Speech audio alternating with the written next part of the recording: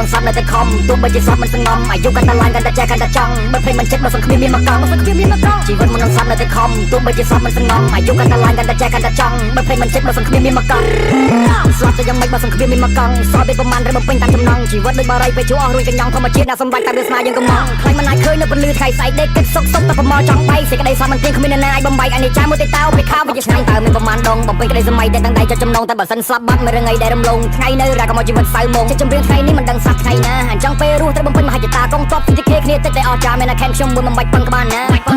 អាយុកាន់តែឡើងកាន់តែចេះកាន់តែចង់កាន់តែស្អែកកាន់តែឃ្លានគំនិតនៃជីវិតបាក់បង្ខំឲ្យខ្ញុំគិតទោះបីជួបរឿងប្រឌិតក៏មិនលឹកដៃប្រណំអ្នកខ្លះគេមកជីហើយអ្នកខ្លះគេមកជន់ខ្លះគេមកគៀបព្រោះតែយើងអត់សម្ព័ន្ធតែចិត្តដូចជាស្ដេចដូចជាចៃវរ្ម័នមានតែពាក្យចេញចំបាំងតាមរបៀបគ្រប់ចំនួន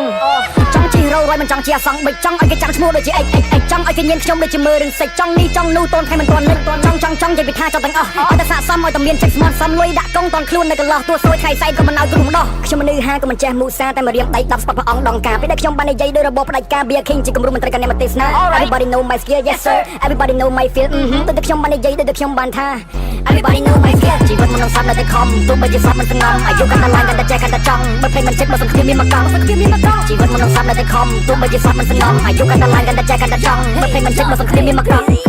ខ្ញុំដើរមកជាយូរអត់មានគ្រូអត់មានញាតិអ្វីដែលខ្ញុំចង់គឺរស់ក្នុងសន្តិភាពខាងក្នុងជីវិតចង់តែធ្វើអតិថិនេះក៏ចង់សម្រាប់ខ្ញុំតែរស់គ្មានទាន់រៀបអាយុចិត្ត20ស្គាល់អស់គ្រប់ស្នេហ៍ស្គាល់គ្រប់ចុងចុយតែនៅមានអីទៀតមុនពេលស្លាប់ធ្វើវាមានរបៀបឲ្យតែចាំតគ្នាដូចស្គាល់ពីនេះយើងជប់ឡើងទៅសក់ឃើញគេមកយកគេស្រមោលមានធំមានស្នែងជាគោគ្នាពីរអ្នកចាប់ចុងខ្ញុំមកជួយខ្ញុំស្អីកណ្ដាលយុគ